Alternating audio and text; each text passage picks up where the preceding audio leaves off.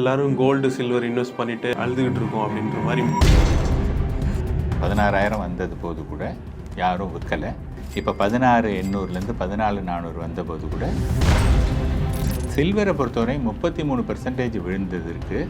அது திருப்பி இந்த 425 போகணுன்னா இவ்வளோ தூரம் விழுந்ததுக்கு அப்புறமா அதே மொமெண்டம் கிடைக்கவே கிடைக்காது. காமன் மேன் வந்து இந்த சில்வர் நல் பயங்கரமாக ஏறிட்டே இருக்குன்னு அங்கே போய் வாங்கிட்டாங்க அப்படின்னதுன்னா திருப்பி அவங்க வந்து அந்த லெவலை ரீச் பண்ணுறதுக்கு நிறைய வருஷம் ஆகும். சில்வர் அண்ட் கோல்டு வந்து ரொம்ப ரொம்ப ரொம்ப ரிஸ்கான இன்வெஸ்ட்மெண்ட்டு இன்றைக்கி இன்வெஸ்ட் பண்ணுறது அதுதான். பெரிய பணக்காரங்களுக்கு இது ஒரு பெரிய விஷயமே கிடையாது. சராசரி மனிதர்கள் வந்து பார்த்தோன்னா இதில் போய்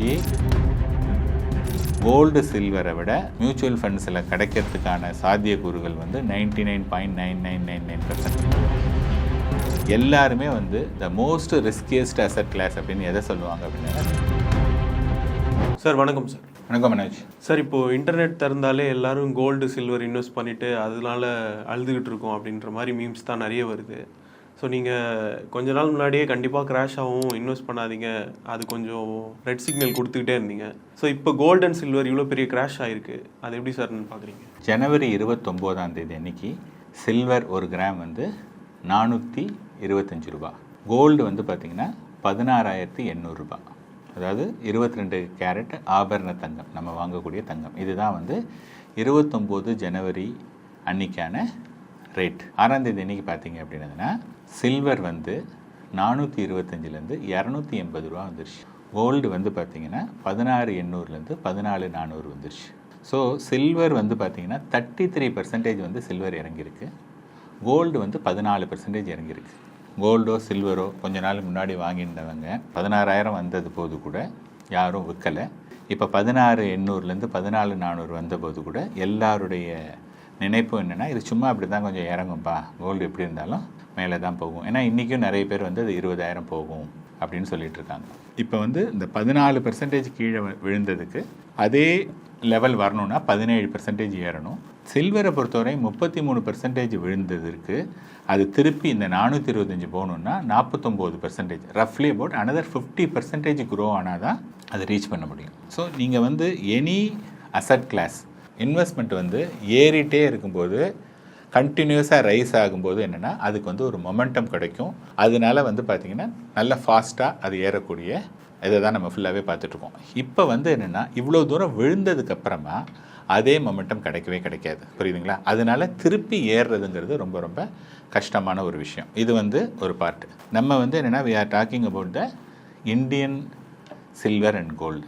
சில்வர் வந்து என்ன ஆச்சு அப்படின்னதுன்னா ஃப்ரைடே அன்றைக்கி மார்னிங் வந்து $63 வரையும் கீழே வந்துடுச்சு. ஏறி திருப்பி $75 வந்துருச்சு. பட் என்னென்னா அன்றைக்கி வந்து பார்த்திங்கன்னா இன்டர்நேஷ்னல் மார்க்கெட்டில் அது வந்து $63. எங்கேருந்து 121.75 $121.75 $63 வந்துருச்சு. 7 ட்ரேடிங் செஷன், 7 நாள் தான் ட்ரேடிங். அந்த 7 நாளில் வந்து பார்த்திங்க அப்படின்னா 50% விழுந்திருக்கு. நம்ம இதில் 33 தான், ஏன்னா ரெக்கவர் ஆனதுனால. ஆக்சுவலி பார்த்தீங்கன்னா ஒரு டாப்பும் பாட்டமும் நீங்கள் அதை நீங்கள் எடுத்துக்கிட்டீங்க அப்படின்னு சொன்னதுன்னா சில்வர் வந்து இன்டர்நேஷ்னல் மார்க்கெட்டில் 7 நாளில் வந்து 50% விழுந்திருக்கு. எல்லாருமே வந்து the most riskiest asset class அப்படின்னு எதை சொல்லுவாங்க அப்படின்னா கிரிப்டோ கரன்சி தான் சொல்லுவாங்க. ஏன்னா கிரிப்டோ கரன்சி வந்து 365 டேஸ் மார்க்கெட் இருந்துகிட்டே இருக்குது அண்டு பயங்கரமாக ஸ்விங் ஆகும். ஏன்னா நிறைய பேர் உலகமே வந்து அதில் வந்து இன்வெஸ்ட் பண்ணிகிட்டு இருக்கிறதுனால அதுதான் வந்து பார்த்தோன்னா ரொம்ப ஹைலி வாலட்டைல் இருப்பாங்க. அந்த கிரிப்டோ கரன்சியே வந்து பார்த்திங்கன்னா $1,26,000 போயிட்டு இப்போ தான் 62,000 63,000 வந்திருக்கு. அதாவது 4 மாதம் ஆகிருக்கு 50% குறையிறதுக்கு. எது? Crypto currency. அதாவது வாலட்டிலிட்டி அதிகமாக இருக்கக்கூடிய ஒரு இதுக்கே 4 மாதம் ஆகிருக்கு. ஆனால் அதோட கம்பேர் பண்ணும்போது சில்வர் வந்து பெரிய வாலட்டைல் கிடையாது அதோட கம்பேர் பண்ணும்போது. ஆனால் சில்வர் வந்து 7 நாளில் வந்து பார்த்திங்க அப்படின்னா இன்டர்நேஷ்னல் மார்க்கெட்டில் 50% வந்து இறங்கியிருக்கு. இதில் வந்து என்ன புரிஞ்சுக்கணும் அப்படின்னதுன்னா நாங்கள் வந்து ஏன் இதை தவிர்க்கணும் அப்படின்னு சொன்னதாக இருந்ததுன்னா காமன் மேன் வந்து இந்த சில்வர் நாள் பயங்கரமாக ஏறிட்டே இருக்குன்னு அங்கே போய் வாங்கிட்டாங்க அப்படின்னதுன்னா திருப்பி அவங்க வந்து அந்த லெவலை ரீச் பண்ணுறதுக்கு நிறைய வருஷம் ஆகும். 10-15 வருஷம் ஆயிருக்கு சில்வரில், புரியுதுங்களா? அதனால் அந்த மாதிரியான இடத்துல வந்து மாட்டிக்கக்கூடாதுங்கிறது தான் திருப்பி சொல்கிறது. அடுத்தது வந்து பார்த்தோன்னா இவ்வளவு நாளாக வந்து கமாடிட்டியில் எல்லாருமே தங்கத்தை தான் ஒரு முதலீடாக கருதியிருக்காங்க. சில்வரை பொறுத்தவரை யாரும் இன்வெஸ்ட்மெண்ட்டாக பார்த்ததில்லை. அவங்க வந்து உபயோகப்படுத்தக்கூடிய பொருள். ஒரு சில கம்யூனிட்டிஸில் அல்லது சில ஃபேமிலியில் என்ன பண்ணுவாங்கன்னா, நான் வந்து ஒரு பார் 1 கிலோ தங்கம் வாங்கிக்கிறேன், நாளைக்கு பொண்ணு கல்யாணம் வரணும் அப்படின்னு சொல்லிட்டு இந்த மாதிரி கிலோ தங்கம் வாங்குறவங்க வந்து வெரி ஃபியூ பீப்புள், நிறைய பேர் வாங்குறது கிடையாது. அவங்க மட்டும்தான் அதை இன்வெஸ்ட்மெண்ட்டும் கூட இல்லை, அதை வந்து இன்றைக்கி வாங்கி ஃப்யூச்சரில் யூஸ் பண்ணணும் கன்சம்ஷனுக்குன்னு வாங்கியிருக்காங்களே ஒழிய யாருமே அது ஒரு முதலீட்டாக பார்த்ததே கிடையாது. ஆனால் இன்றைக்கி வந்து பார்த்தோன்னா பிகாஸ் லாஸ்ட்டு 18 monthஸில் 200% சில்வர் ரிட்டர்ன் கொடுத்ததுனால எல்லாரும் வந்து என்ன பார்த்தீங்கன்னா சில்வர் இப்படி தான் போயிட்டுருக்கோம். இப்போ 425 போனவொன்னே எல்லோரும் என்ன சொன்னாங்கன்னா 500 போகும், 1000 போகும். ஸோ ஒன்று வரும்போது அப்படியே மேலே என்ன வேலைனாலும் சொல்லலாம். இப்போ 425 250 ஆகிடுச்சு. ஸோ என்னென்னா இன்றைக்கி இருக்கக்கூடிய சூழ்நிலையில் சில்வர் அண்ட் கோல்டு வந்து ரொம்ப ரொம்ப ரொம்ப ரிஸ்க்கான இன்வெஸ்ட்மெண்ட்டு இன்றைக்கி இன்வெஸ்ட் பண்ணுறதா இருந்ததுன்னா. அதே சமயத்தில் நாளைக்கு கல்யாணம் இருக்குது, ஏதாவது ஒரு ஃபங்க்ஷன் இருக்குது, அதுக்கு நான் வாங்கி தான் தீரணும் அப்படின்னதுன்னா உங்களுக்கு நோ அதர் ஆப்ஷன். பட் இன்றைக்கி அது வந்து இன்வெஸ்ட்மெண்ட்டாக கருதவே முடியாது. அதே சமயத்தில் வந்து பார்த்தோன்னா மியூச்சுவல் ஃபண்ட்ஸ் லாஸ்ட் 18 monthஸாக -10% ரிட்டர்ன். நீங்கள் யோசிச்சு பாருங்கள், நீங்கள் வந்து ஒரு விஷயத்தில் இன்வெஸ்ட் பண்ணணும்னு நினைக்கிறீங்க, உங்களுக்கு 3 ஆப்ஷன் இருக்குது. மியூச்சுவல் ஃபண்ட் -10% டிஸ்கவுண்ட், தங்கம் 100% ஏறி இருக்குது, வெள்ளி 150% ஏறி இருக்குது. நீங்கள் ஒரு 3 years 5 years கழிச்சு இந்த ரிட்டர்ன் எடுக்கணும் அப்படின்னதுன்னா எதில் இன்வெஸ்ட் பண்ணுவீங்க? இந்த 100 150 நீங்கள் இன்வெஸ்ட் பண்ணிங்கன்னா கண்டிப்பாக பணம் பண்ண முடியாது. எது வந்து டிஸ்கவுண்ட்டில் இருக்கோ அதில் தான் நீங்கள் வந்து பண்ணணும். அப்படி பார்த்தீங்கன்னா மியூச்சுவல் ஃபண்டு தான் -10% இருக்குது. ஸோ சில்வர் அண்ட் கோல்டு வந்து இன்றைக்கி நீங்கள் இன்வெஸ்ட் பண்ணுறீங்கன்னா you are taking a huge risk.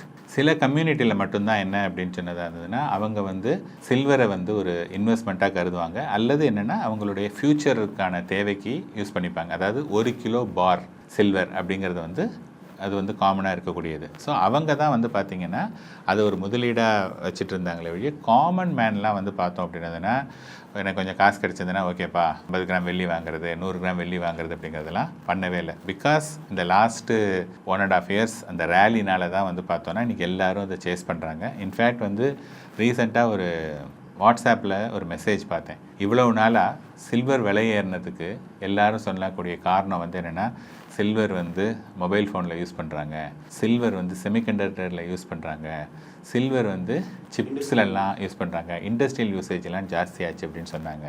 இப்போ தான் தெரியுது சில்வர் எதுலேயுமே யூஸ் பண்ணலை, சில்வர் வந்து காஜு கத்திலியில் உள்ள சில்வர் ஃபாயிலில் தான் யூஸ் பண்ணுறாங்க அப்படின்னு சொல்லிட்டு. பிகாஸ் மார்க்கெட் இறங்கினோடனே இந்த மாதிரியான கமெண்ட் வருது. ஸோ கோல்டு அண்ட் சில்வர் இந்த சமயத்தில் வந்து முதலீடு பண்ணுறதை வந்து கண்டிப்பாக தவிர்க்கணும். சார், நீங்கள் பேசிகிட்டு இருக்கும்போது வாலட்டிலிட்டி பற்றி பேசிகிட்டு இருந்தீங்க. ஏன்னா நம்ம இது வரைக்கும் பார்த்த வரைக்கும் மியூச்சுவல் ஃபண்டு தான் அதிக ரிஸ்க்கான ஒரு இன்வெஸ்ட்மெண்ட்டு, வாலட்டிலிட்டி ஜாஸ்தியாக இருக்கும் அப்படின்வாங்க. ஏன்னா கோல்டு அண்ட் சில்வர் பார்த்தீங்கன்னா சேஃபாக இருக்கும் இன்வெஸ்ட் பண்ணுறதுக்கு. ஏன்னா மிடில் கிளாஸும் சரி, ஏன் ரிஸ்க் எடுக்கணும், மியூச்சுவல் ஃபண்ட் சைடு போகணும், நம்ம சேஃபாகவே இருந்துக்கிறோம், ஹை ரிட்டர்ன்ஸ் வரலன்னா கூட பரவாயில்ல அப்படின்ற ஒரு விஷயந்தான் பேசிகிட்டு இருப்பாங்க. பட் நீங்கள் சொன்னது பார்த்தீங்கன்னா கிரிப்டோவோட இது பயங்கரமாக வாலட்டைலாக இருக்கிற மாதிரி சொல்லுது. அது எந்த அளவுக்கு சார்? அதை கொஞ்சம் கிளாரிஃபை பண்ணுங்கள் சார். எதனால் வந்து இந்த வாலட்டிலிட்டி கிரிப்டோவோட கூட இருக்குது அப்படின்னதுன்னா, கிரிப்டோ வந்து ஒரு மாதத்தில் வந்து இவ்வளோ தூரம் இன்க்ரீஸ் ஆகலை. இப்போ பார்த்தீங்கன்னா இந்த கிராஷுக்கு முன்னாடி ஒரே மாதத்தில் வந்து சில்வர் 40% வரையும் ஏறிடுச்சு. நீங்கள் காலங்காலமாக பார்த்தீங்கன்னா ஒரு 3 years 4 yearsல தான் வந்து 40% ஏறும்.